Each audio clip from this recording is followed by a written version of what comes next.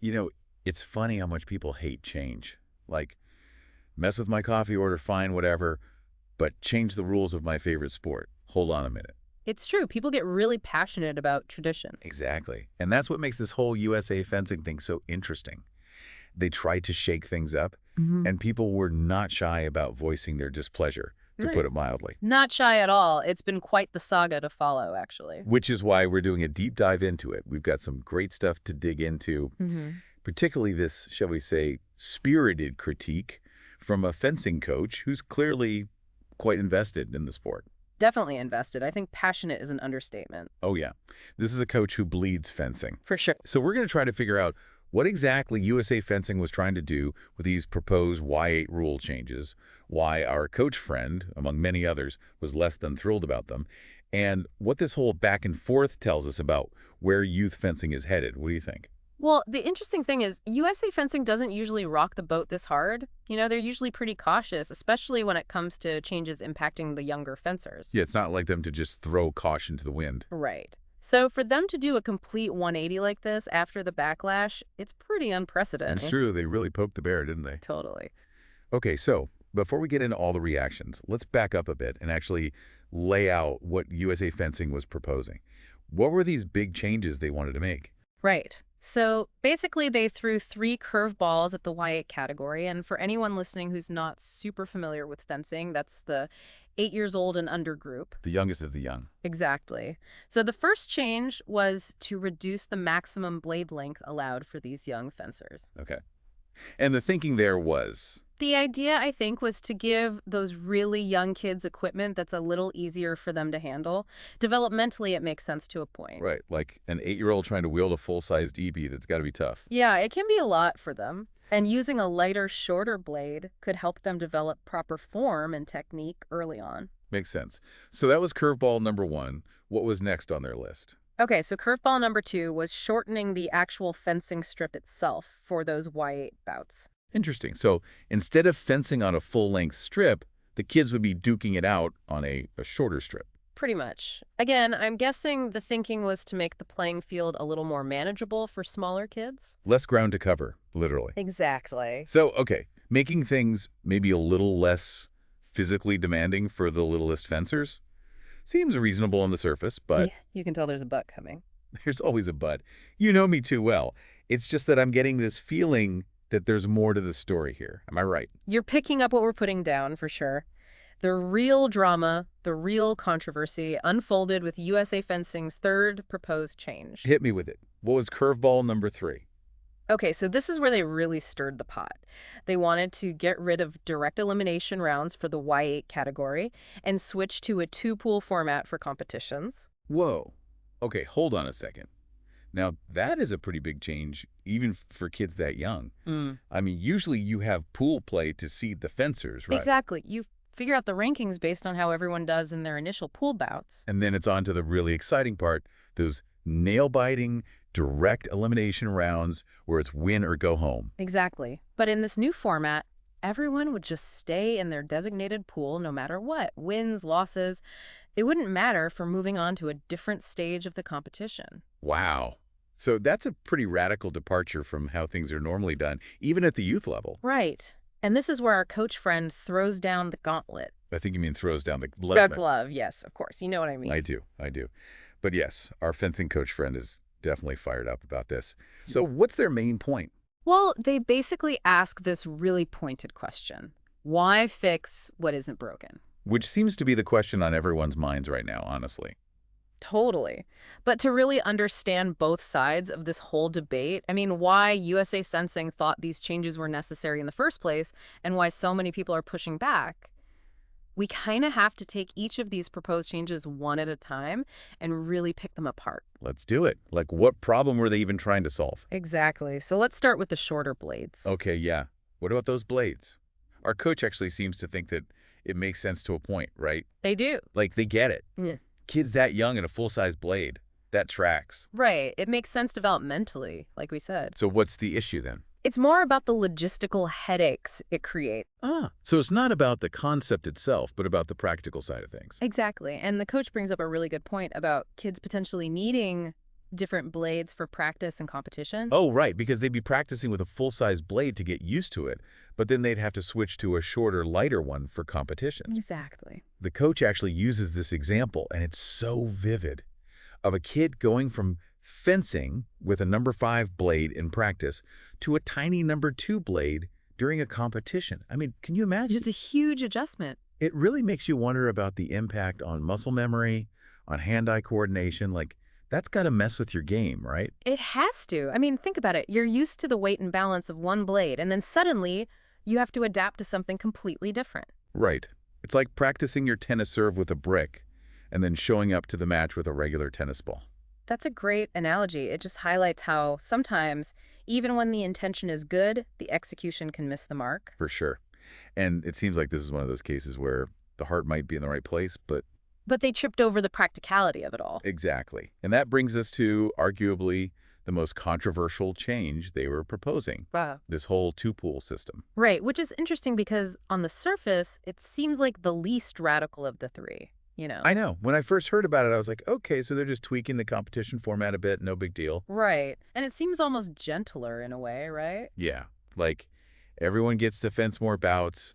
No one feels bad about getting knocked out early. Exactly. Everyone's a winner. Except not really. Yeah.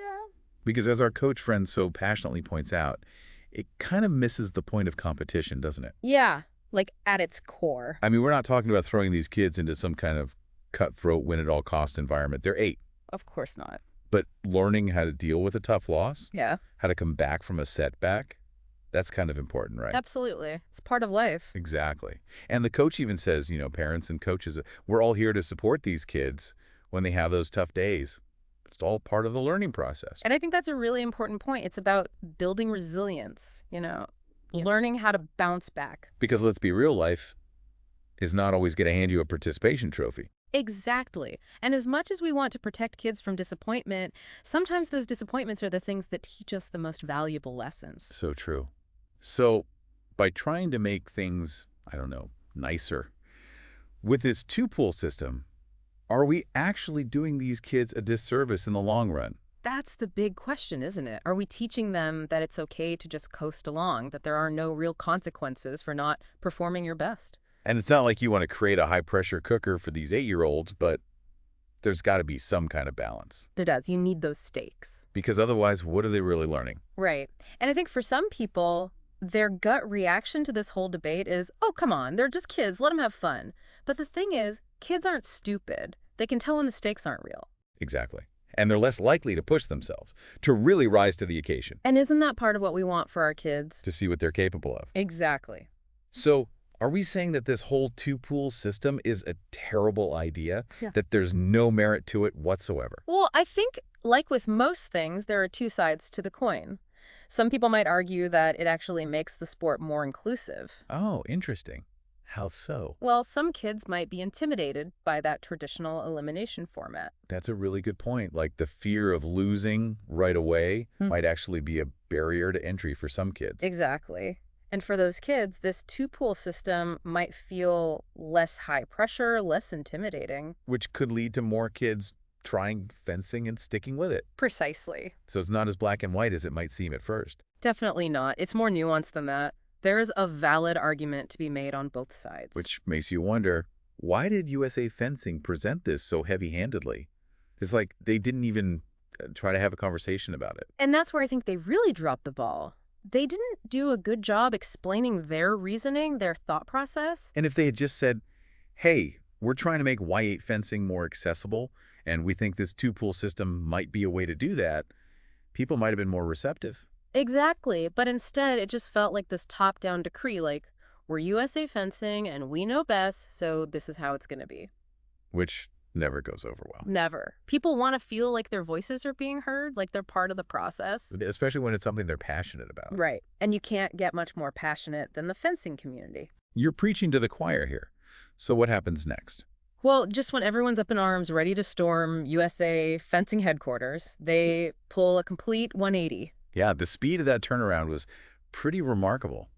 Talk about a plot twist. It was like, hold on, everyone. We need to rethink this whole thing, like, immediately. So what changed? What happened? I think they finally realized they had messed up.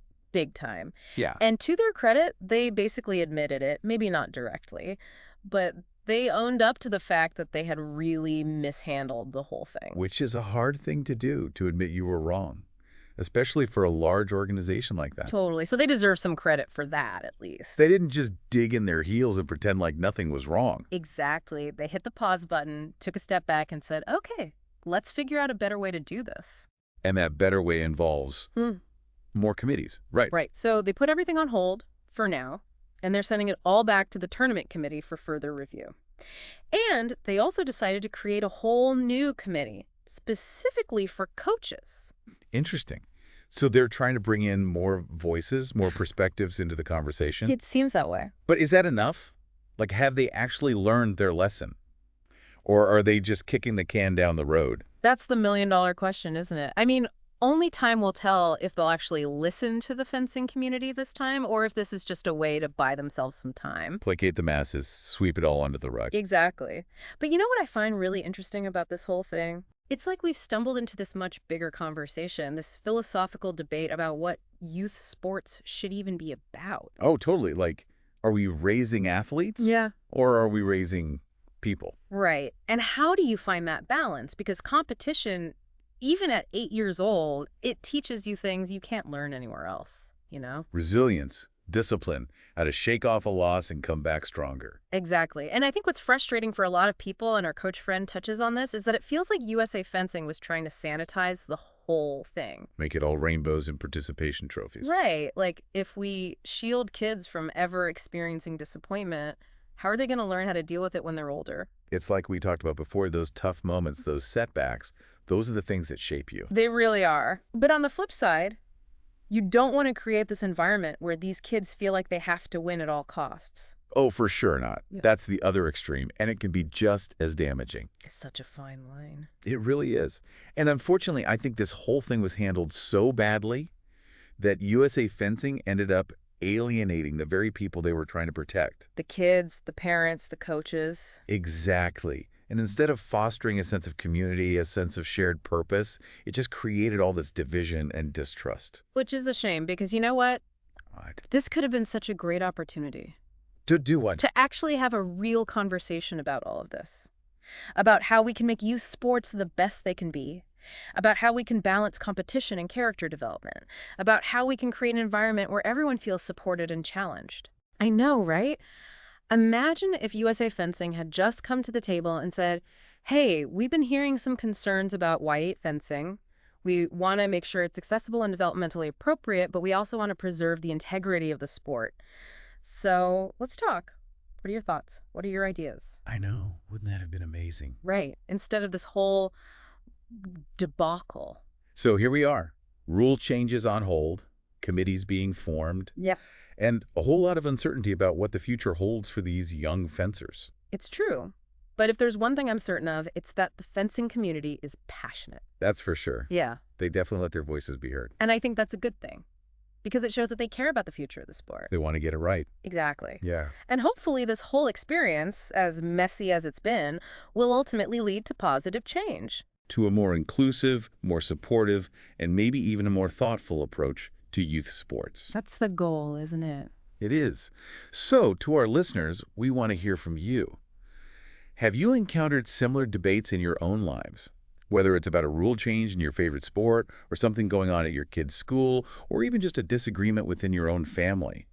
How do you find that balance between honoring tradition and embracing change?